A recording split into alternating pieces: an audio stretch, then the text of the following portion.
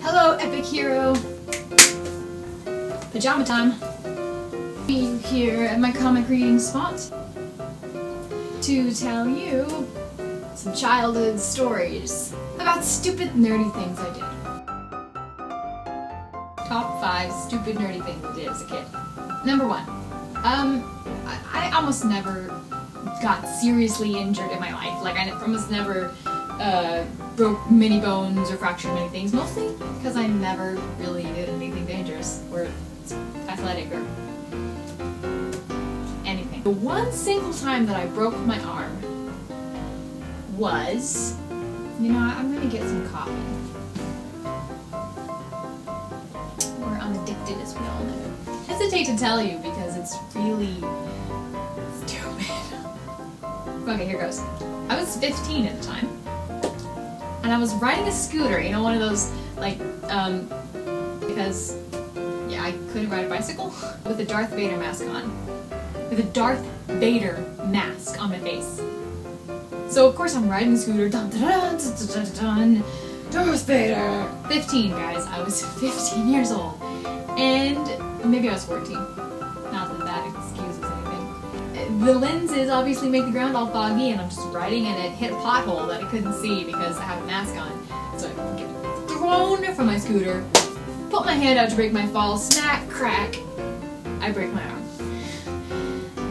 And so for weeks afterward at church, I had this cast on, and everyone's like, oh my gosh, how'd you break your arm?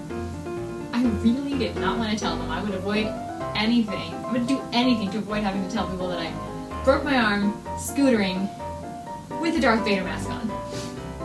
The second most stupid thing I did was, well, yes, this is age 15.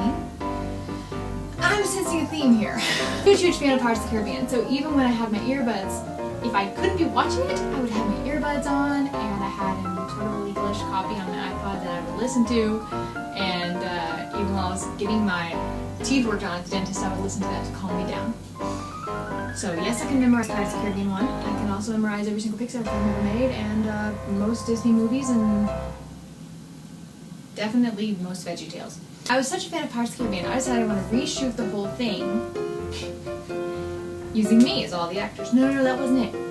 I had written this feature-length film. You know how I like to write, right? Well, I had written this feature-length film called Pirates 4. That was right after Pirates 3 came out.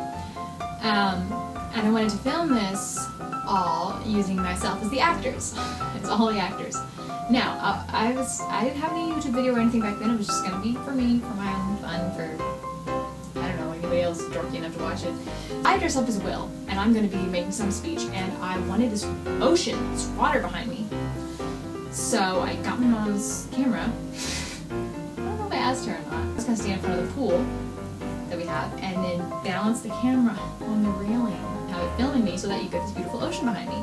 Well, of course, I just balance it there because I don't have the proper tripod equipment even now. But while I was standing there doing my thing, and I get real aggressive as Will, and I stomp my foot, the camera falls into the swimming pool. I jump in, boots, heavy boots on and everything, and grab it and yank it up, but pull out the memory card, dry it off, so we can save the data, which has some footage of Jacob singing and stuff I didn't want Mom to lose, but the camera was wrecked. I'm so nervous to tell her about that.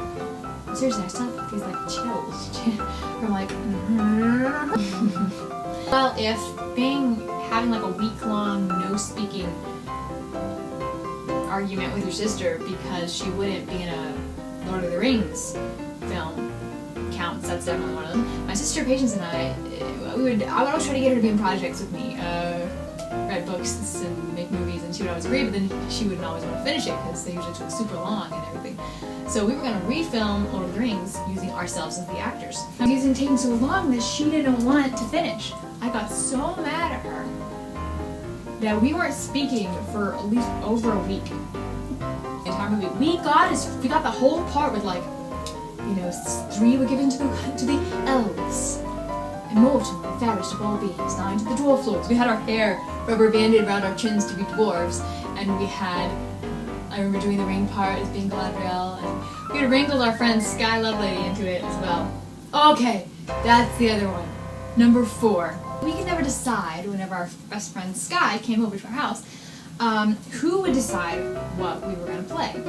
Faith, Patience, and I were always arguing about what was going to play. Now, sweet Sky Love Lady, would always play whatever we wanted to play because she was a sweetheart and we were annoying.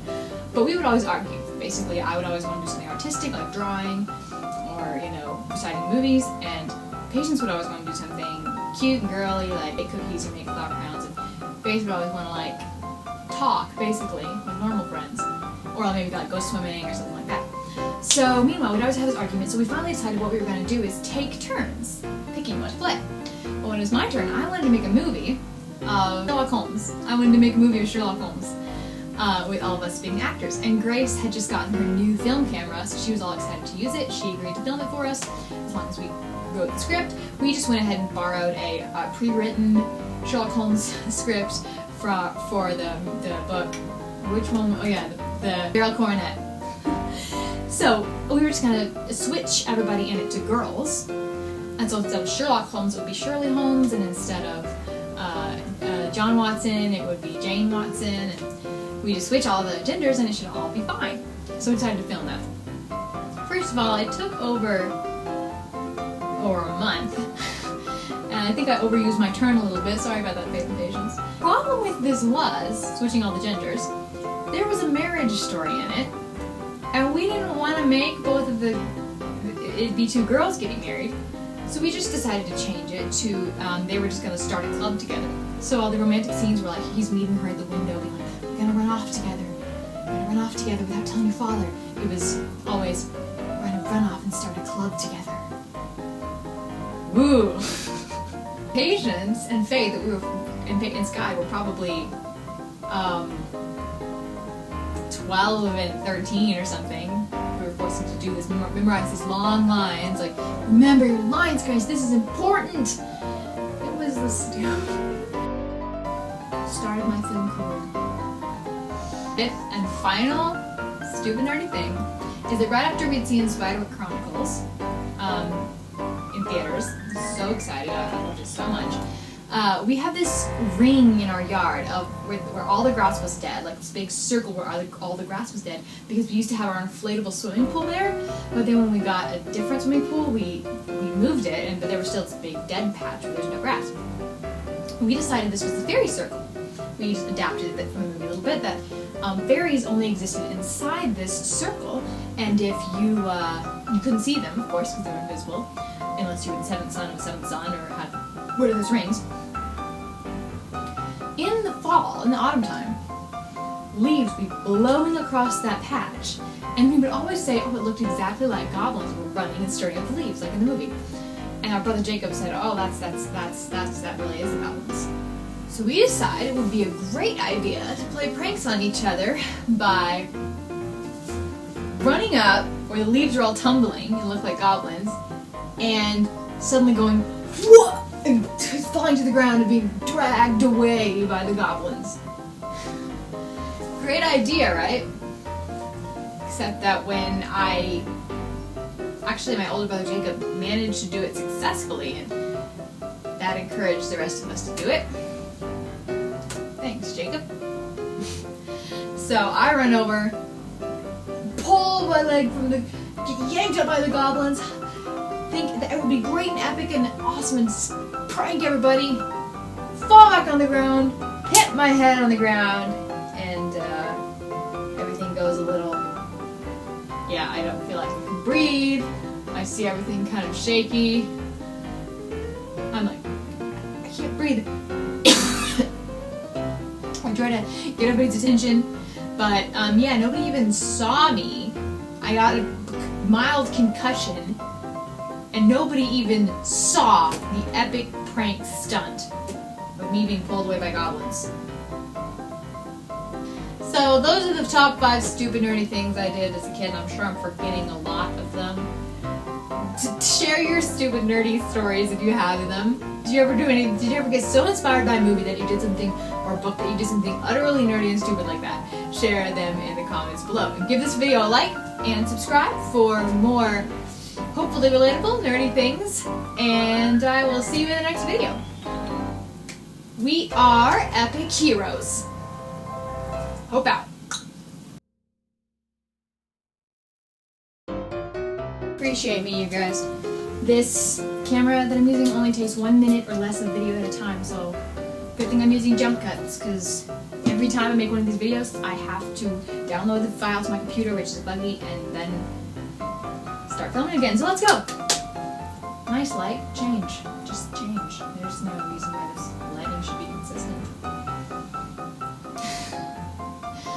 So I'm gonna keep going. Cloud, cloud, go away, come again another day. All the nerdy people want to talk and put it on YouTube. Maybe I can do a song. Cloud, cloud, go away, come again another day. All the nerdy people want to talk and put it on YouTube. Nerd